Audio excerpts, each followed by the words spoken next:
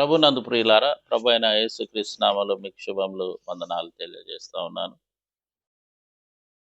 ప్రియులారా, మరి కొద్ది నిమిషాలు దేవుని వాక్యాన్ని ధ్యానించుకుందాం. ఆదికాండము 12వ అధ్యాయం మనం చూసినట్లయితే, అబ్రహాము కాలంలో అతడు కానాన్‌లో ఉన్నప్పుడు, కానాన్‌లో కరువు వచ్చేప్పుడు ఐగుప్తుకు వెళ్ళినాడు అని అక్కడ వాక్యము సెలవిస్తా ఉన్నది. కరువులు ఎందుకు వస్తాయి? కరువులు ఎందుకు వస్తాయంటే అధిక జనాభా, పంటలు పండకపోవడం, ఆహారం నిల్వలు తక్కువ అవ్వడం. మరి ఇంకో కారణం ఏంటంటే, ఒక కుటుంబంలో ఒక వ్యక్తి పనిచేస్తూ ఉంటే 10 మంది కూర్చొని తినడం వలన ఈ 10 మందిని పోషించలేక ఆ కుటుంబ యజమాని 10 మందిని పోషించడానికి అప్పులు చేస్తూ ఉంటాడు. ఈ అప్పుల వలన తనకు వచ్చిన ఆ జీతము, అంటే తను ఏదైతే ఉద్యోగం చేస్తున్నాడో ఆ ఉద్యోగం వలన ఇచ్చిన జీతము అప్పులకే వెళ్ళిపోతూ ఉంటుంది. ఇలాంటి పరిస్థితులలో కుటుంబం మరి నడవడానికి కష్టమవుతూ ఉంటుంది. దాని వలన కుటుంబంలో మరి కరువు వస్తూ ఉంటుంది. ఇంకో రకం మనం చూసినట్లయితే, దేశంలో మరి వర్షాలు పడకపోతే పంటలు పండవు. పంటలు పండకపోతే ఆహార ధాన్యాలు నిల్వ ఉండవు. మరి ఇవన్నీ సరే కానీ, మరి జనాభా పెరిగినప్పుడు గవర్నమెంట్ మరి చదువుకున్న పిల్లలకు ఉద్యోగాలు ఇవ్వకపోవడం వలన, కల్పించకపోవడం వలన అనేకులు నిరుద్యోగులుగా మారి పని చేయక తిని కూర్చోవటం వలన ఇలాంటి కరువులు వస్తూ ఉంటాయి. ఇలా అనేక రకాలుగా దేశంలో కరువు అనేది మరి ఉంటా ఉంటుంది. దేశంలో కరువు సంభవించినప్పుడు పేదరికం అనేది పెరిగిపోతూ ఉంటుంది. అయితే అబ్రహాం కాలంలో కరువు వచ్చినప్పుడు అబ్రహాము మరి ఐగుప్తునకు వెళ్ళినట్లుగా మనం చూస్తూ ఉన్నాం. ఆది కాండము మరి 13వ అధ్యాయం 12వ వచనం చూస్తే, దేవుడు వాగ్దానం చేసినట్లుగా అబ్రహాము బంగారము, వెండి, పశువులు కలిగి బహుధనవంతుడై ఉండనని వాక్యం సెలవిస్తూ ఉన్నది. మరి కరువు సమయంలో దేవునిపై ఆధారపడినప్పుడు దేవుడు మనం ఏం చేయాలో ఆయన మనకి మరి చెప్తాడు, చూపిస్తాడు. ఆదికాండం 41 మరి 1లో మనం చూస్తే, ఫరో ఒక కల కనెను. ఆ కల కని అతడు మర్చిపోతాడు. ఇది అందరికీ మనకు తెలిసిందే. ఈ కళ యొక్క భావమును మరి యోసేపు మరి దేవుడు ద్వారా మరి యోసేపు మరి దేవుని యొద్ద నుంచి పొందుకొని మరి ఫరోకి మరి ఆ కళ యొక్క భావాన్ని బయలుపరుస్తూ ఉంటాడు. ఏంటి ఆ కళ అంటే, 7 సంవత్సరములు సమృద్ధి అయిన పంటలు పండుతాయి, మరొక 7 సంవత్సరాలు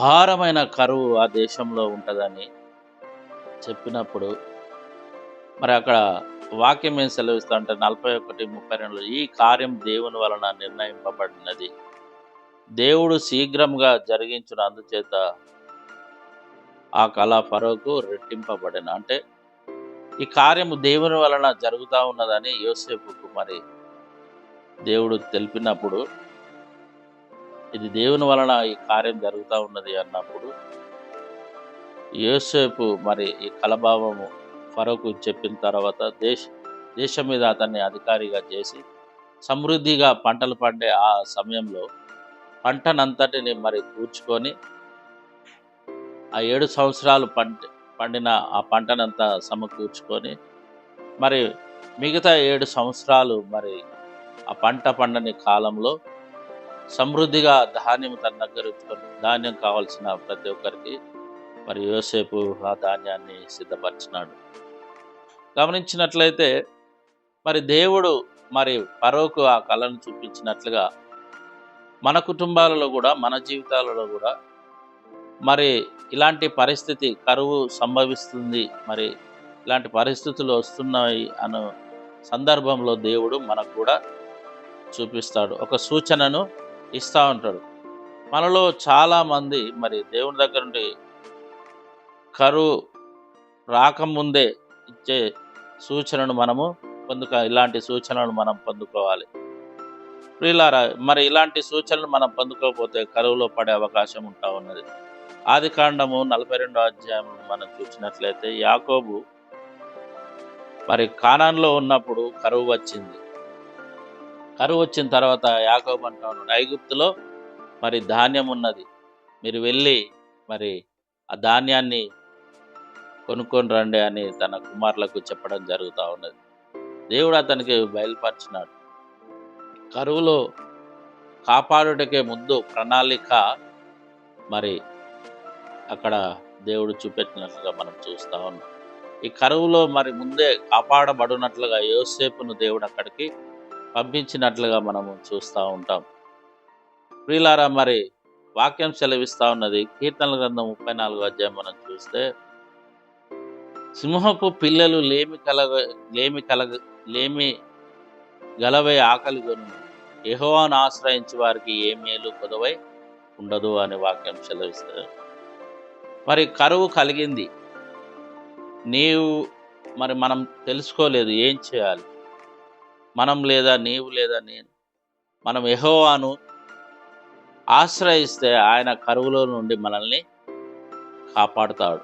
రాజుల గ్రంథంలో మనం చూసినట్లయితే, మొదటి రాజుల గ్రంథంలో మనం చూసినట్లయితే ఏలియా మరి అక్కడ జరుగుతున్న కార్యాలను బట్టి వర్షము పడకూడదు, 3.5 సంవత్సరాలు వర్షం పడకూడదని ప్రవచించినప్పుడు మరి అక్కడ వర్షము ఆగిపోయినట్లుగా మనం చూస్తూ ఉన్నాం. ఆ 3.5 సంవత్సరాలు మరి వర్షము పడకపోతే ఆ దేశంలో కరువు సంభవిస్తూ ఉన్నది. అయితే కరువులో మరి ఏలియా ప్రవచించినాడు. మరి ఏలియా మరి బ్రతకడం ఎట్లా? మనము చూసినట్లయితే ఏలియాను కేరేతు వాగు దగ్గర ఉండమని చెప్పి అక్కడ వాగు దగ్గర కాకుల చేత ఆహారాన్ని ఏలియాకు మరి పంపించినట్లుగా మనం చూస్తాం. పంపించి ఏలియాను పోషించినాడు. ఆ తర్వాత కేరేతు వాగు ఎండిపోవడం జరుగుతూ ఉంటుంది.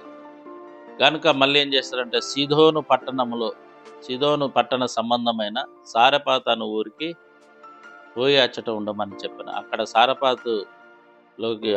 అక్కడికి పోయినప్పుడు సారెపాతు విధవరాలి ద్వారా మరి అతడు పోషింపబడడం మనం చూస్తూ ఉంటాం. ప్రియులారా, దేవుడు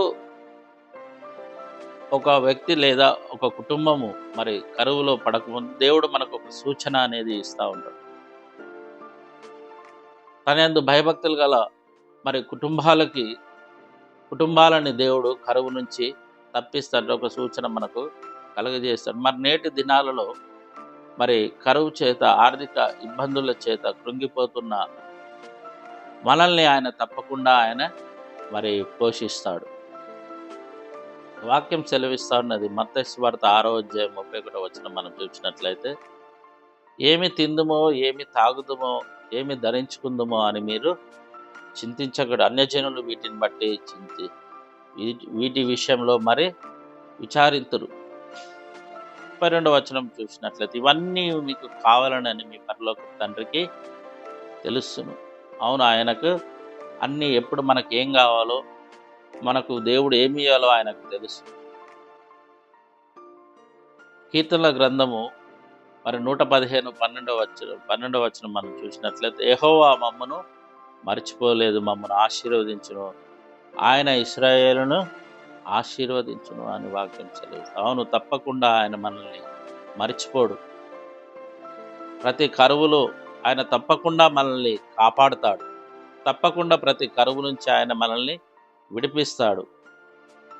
వాక్యం సెలవిస్తూ ఉన్నది, ఇరుకులలో ఆయన మనకు విశాలత కలగజేస్తూ ఉంటాడు. అరణ్యంలో ఇశ్రాయేలు ప్రజలను మరి పోషించినట్లుగా ఆయన మన కుటుంబాలని పోషిస్తూ ఉంటాడు. కాబట్టి ప్రియులారా, కరువులో ఉన్న మన కుటుంబాలను ఆయన పోషించాలంటే మనము ముందుగా ఆయన సన్నిధిలో మరి మనము ఉండాలి.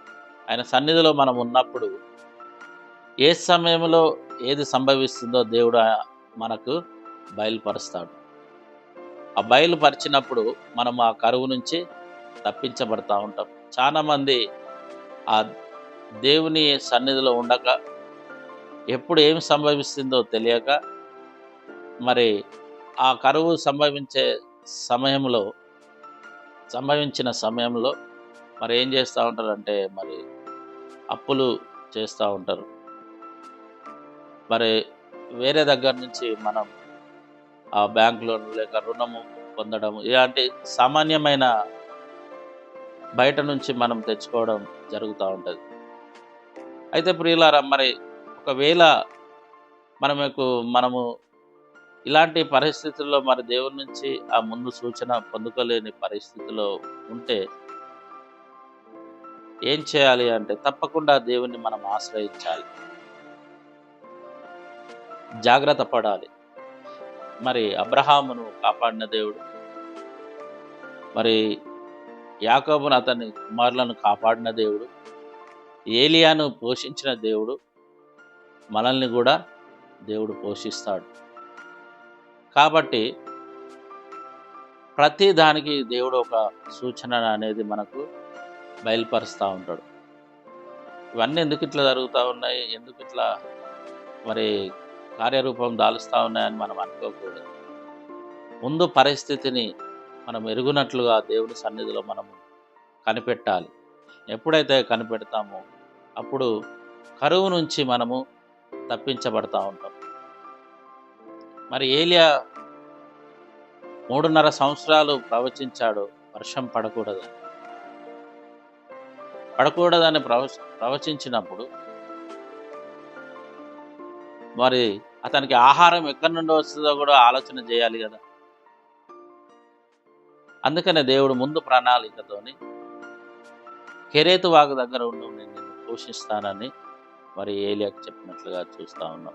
అలాగే మరి దేవుని యందు భయభక్తులు గల పిల్లలను దేవుడు పోషించినట్లుగా మరి ఆయన దగ్గర నుంచి మనం ఈ కరువు రాకముందే ఈ కరువు యొక్క సూచనను, ఇలాంటి కష్ట సమయాలలో మనం పడే సందర్భాలలో దేవుడు మనకు ఒక సూచనను ఇస్తాడు.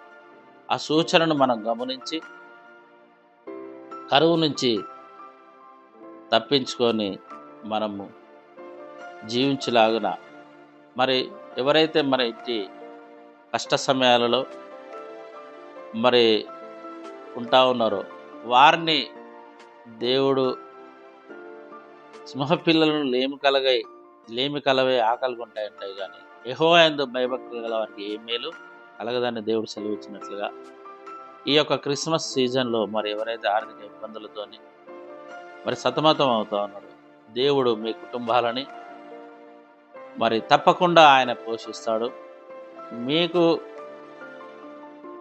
కావాల్సిన అవసరతలను తన మహిమైశ్వర్యంలో దేవుడు సమృద్ధిగా ఇవ్వాలని ప్రతి ఒక్క కుటుంబము ఈ 25వ తారీఖున జరిగే క్రిస్మస్లో ఆనందంగా, సంతోషంగా దేవుణ్ణి ఆరాధించుకునే వీలు దేవుడు కలగజేయుగాక అని ప్రార్థన చేస్తూ, అట్టి కృప దేవుడు మన అందరికీ అనుగ్రహించుగాక. ఆమేన్.